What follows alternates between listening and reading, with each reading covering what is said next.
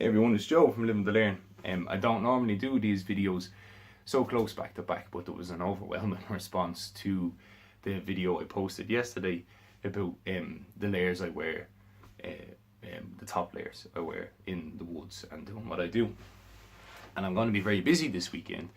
I'm in store Friday and Sunday in Hobby Airsoft, and I've got family stuff to do on Saturday, and I have a pretty busy schedule coming up over the next couple of weeks. So I thought I'd fire this video out really quickly. Also to say thanks as well for the response. It's the response that makes these videos, which can be quite difficult at times, to fun to do and get back out. So I have here the trousers that I would wear outside. Are they the be all and end all of trousers? No. But another reason why I like to space these videos out is so I only get one take. I use my phone and have no editing software, and I like to get as much information into these videos as I can. So the first thing I would say to those that maybe don't and might consider it a bit funny and a bit laughy and jokey, and that's cool, I did for a long time as well, is get yourself a set of knee pads.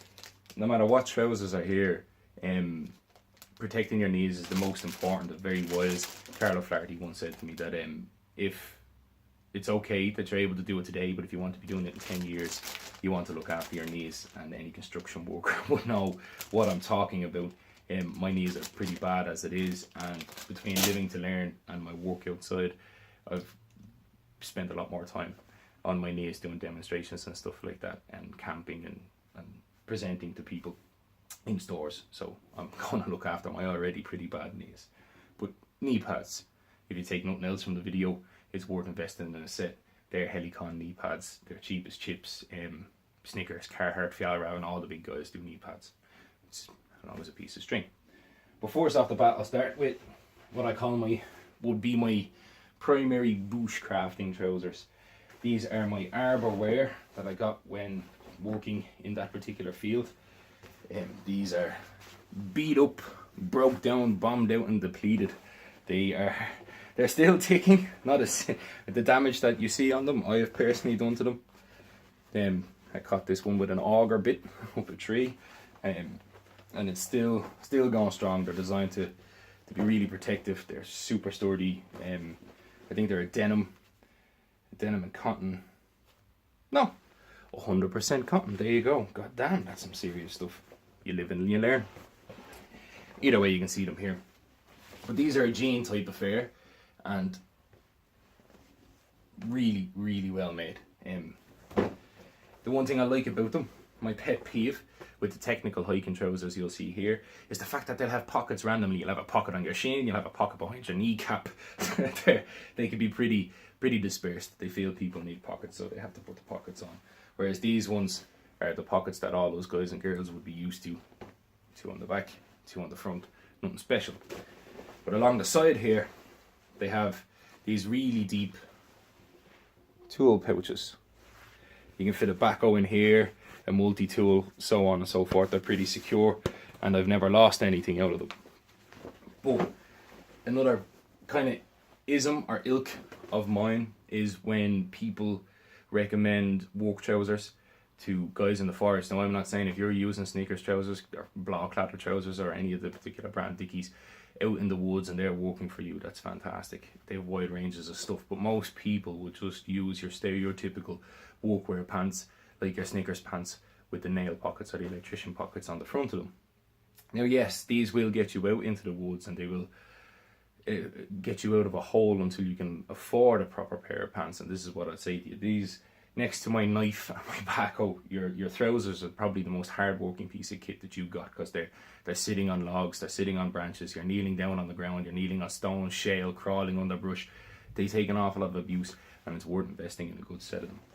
But those Snickers trousers, for example, not speaking ill of the brand, but just speaking ill of the brand when you remove them from a construction site and put them into a forestry type setting, is that usually they're very heavy denier and polyester type materials, which when they get wet, it's going to take you an age to dry them. In fact, these would suffer from that slightly too. But when they get wet, they take an age to dry. Plus, they're not really finished all too well on the inside. And what I mean by that is, like these pockets here, these trousers, the Arbenter pants, are designed for climbing up trees, so they know that when you're using your tree spikes, one, you're going to need a massive range of movement, which the gussets are there and I'll show you in a second, but there's going to be an awful lot of chafing from going up and down. So if you have any stitching or any finished stitches or stuff like that on the inside of it, over the course of a day climbing trees, they are going to gnarl you up and they are going to chafe you. There is no difference between climbing that tree and walking a mountain range or walking your 2-hour trek into your base camp. So you can see here that even though these pockets are on the outside, well stitched, box stitched, all finished up really nicely, when you go inside, nothing. Smooth. Job's a good one. They're not going to chafe, they're not going to rub, you're not going to get those little ball finishing sections rubbing against you all day and chafing you up. These are a very comfy pair of pants to work in. Yes, Arbiter pants. Plus, like I mentioned in my upper layer video, that an awful lot of the work shorts and stuff like that, which are fine for upper layers, when you need upper layers, go to the construction companies, they do fantastic ones, but they have this flex technology coming out now. Carhartt would be one of the pioneers of it, but that allows you to get a range of movement that you wouldn't normally get from regular clothes. The Arbiter trousers are no different. One, they have a double gusset to add for rigidity, but you can see here, hopefully, there you go, that you got this diamond gusset going on here, and it extends all the way down to the kneecaps. Sorry for the J.J. Abrams style lens flares. But this allows you a full range of comfortable motion, and you're not going to be twisting around, your waistband isn't going to start chafing you. And this is what you pay your money for. Now when I say when you pay your money for, you can pick up a pair of Arbiter pants for, they were on sale there over the summer for £40. Yeah, £40 give or take. And like that, I've had these since they first released them. God, it's actually so long I can't remember, but you can see from the wear and tear on them that they've had them for quite some time. A fantastic purchase and a very heavy duty purchase. Now, in a video that I done about a month ago on a trip that I done to the Mourns, I mentioned in the kit video that there was an awful lot of crossover products coming to the market, and by crossover products I mean products that are designed for the middle of the road guys like myself, where I'm not specifically out to hike across a mountain, and I'm not specifically out to be stationary building cabins and base camps and stuff that's related to bushcraft, that I like to do a bit of both. Fjallraven are kind of the pioneers of this in the clothing section. These are Keb trousers. I have 2 examples here just to show that that they're fantastic, so good. I bought a second pair. These are a pricey alternative. I'll turn you down, hopefully the phone don't fall. There we go. They're a pricey pair of trousers starting at about €200, but I've had them years and they're worth that weight. I have to say, if you want to save up and gradually do it like I did, get yourself a pair of Arbiter pants, study, find out, but you can't go wrong with a pair of Keb trousers. Most people wear the Barnes Pro, and I'll get to that in a minute, but these ones are fantastic. These are the green pair here. I just have them to show that they do come in a range of colours, and I prefer the green. I actually think this might actually be called Tarmac. I could be wrong. But these are the pair that I wanted to show you here because they show the variation in materials and what I mean by crossover. The light blue area you see here is G1000. It's Fjallraven's G1000. Marked up here in the corner. And this part here is the stretch and flex fabric that you can't really see on the green trousers there. So I think these are a better example for an example of crossover trousers. But you can see on the back that they have the G1000 material where it needs to be, up in the derriere, the stretch material down and around the knees where it needs to be, and this is also fully breathable. It's very heavily ventilated and amazing, I have to say. You'd be very struggled to sweat in these pants. Up around the waist, you can see it's got the stretch. Across the front here, you can see it's also got the stretch. In along the seams, in around the crotch of the jeans, the gusset of the jeans, all the way down to just halfway down the shin. This is a great touch because it allows anybody who's done long-term hiking, knows what it's like to lose breathability, especially in the lower parts of your body where you're going to get serious chafing. Whereas with the Keb trousers and the breathability of them, all your lower extremities and all the way down your inner thighs, down to your shins, is fully breathable. Then on the side here, if it does still continue to get too warm, you got these huge open zips which open up the trousers here, and you got another one down here. And people often ask, why are technical hiking trousers so expensive? It's because of these little touches. All the zippers, materials and design and research, and all cost money. Again, if a pair of Snickers or Dickies trousers do you fine, that's cool. But once you get into a pair of trousers like this, you're not really going to look back. You can see down all the front is all the reinforced G1000 all the way down to the knees. And unlike, say, specific hiking trousers, these do have a section for knee pads. They go in from the bottom here. You can fit your knee pads up. They got a carrot stitched to help them perform, help them curve to the shape of your knee, which is absolutely fantastic. They don't hang straight, and as such, the wobble or movement of the trousers is no longer prevalent. Down the bottom, these have combined to also help you save weight when you're packing. It's this rough G1000 material, but they also have built-in gaiters. You can just clip this part open here, and you can cinch that cuff right down and clip it on. It's completely elasticated. And then on the front part here, they have your gaiter metal clip, reinforced, riveted in. So you can leave your gaiters at home, Greenland wax or Fabsil or waterproof the end of your trousers here, because the rest of them is completely breathable. Have a waterproof gaiter that's built into your trousers. Now, problems, because I don't believe in just picking up stuff without finding, if you're using a product and you don't find a problem with it, you're not using it, in my opinion, is that the pockets on the front, yes, they are very well designed. You see them running down the knees here.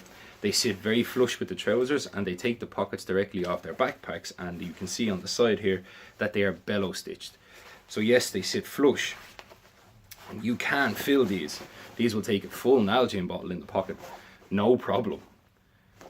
But anybody who wears trousers, like all of us, but you build up a certain kind of system. You got your knife in this pocket, you got your wallet in your back pocket, you got your car keys in your front pocket, and technical hiking trousers remove an awful lot of these pockets, and you can get a bit kerfuffled about it. Like, for example, there is no back pockets on these trousers.